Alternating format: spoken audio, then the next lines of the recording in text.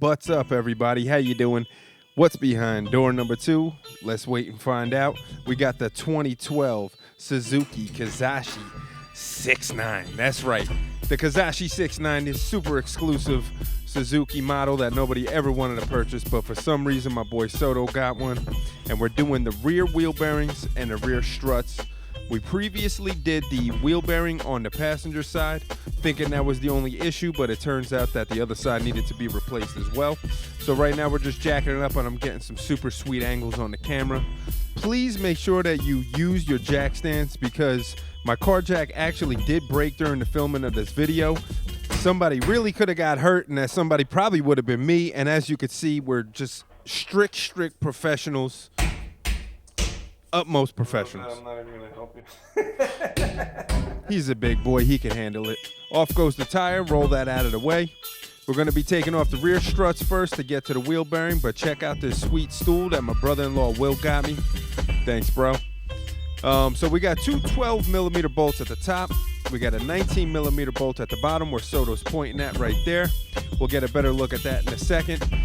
It's a really long bolt, so you might have to jack up the rear assembly just to get the bolt out in between the coils of the spring. But just keep turning, just keep at it. You're gonna get it out, no problem. Want to give a big shout out to Complex for giving me the music for these videos. We're gonna use the impact wrench with a little swivel to get the top 12mm bolts out. It's really jammed in there, so just keep wiggling it. Use your strong hand if you got one. I'm trying to figure out which one mine is. And I think I figured it out right about now. This thing pulls out no problem. Two Steves looking on. We got the Excel G shocks for the rear. Kizashi 6.9 exclusive, okay? These bolts at the top are going to be a pain. Just spray it down with some PB Blaster and get a vice grip on the end of that sucker. And if you have to cut it, you have to cut it. I actually didn't have to cut it, but I wanted to just for the sake of the video. So enjoy.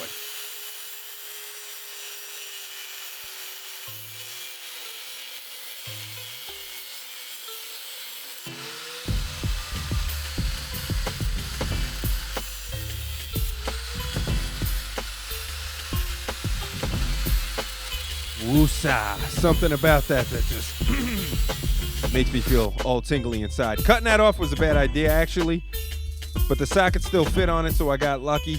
There's a little retainer washer right there. You're going to want to knock that off, and we're going to put that onto the new shocks. It didn't come with the kit that we got, and we're just going to disassemble this shock. We're going to reuse this top piece right here, and then that little retainer. We got the new shock about to be assembled. We got the bushing at the top of the screen there. I'm going to do all of this practically out of frame just for fuck's sake. We're going to slide the bushing on, slide the boot over the bushing, reassemble the pieces that we took off of the old shock, and just tighten that bad boy down. We're going to do 2 of those. And now that we have that out of the way, we can get to the wheel bearing. All right, this is really going to be the pain in the ass job, but we're going to get under there. We got some really tight bolts on there, super duper tight.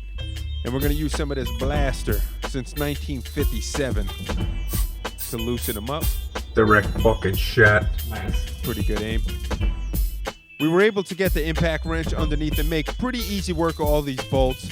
You got 4 bolts for the wheel bearing, plus the 2 bolts for the caliper bracket and the axle nut, which is about a 36mm socket, and the carrier bolts for the caliper. And once you have all of those bolts out, pretty much just smack this thing around like it owes you money. Smack this thing around like your parents is at work and you're cutting school all day. I want to give a big shout out to Thor's hammer right here, from the left to the right, to the top, to the right.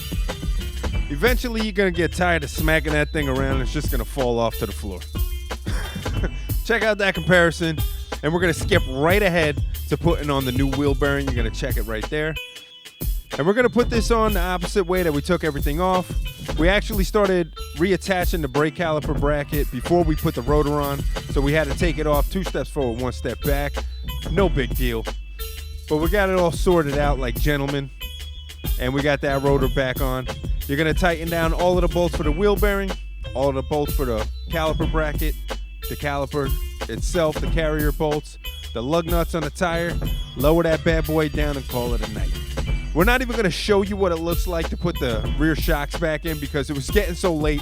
I was dicking around with the camera too much and I forgot to film it, to be honest with you. Or maybe next time. This time we're in the garage. Next time we might be back in the wood shop. Might be down in the crawl space doing a jab or two. Might be dropping a deuce. Either way, I hope you join me.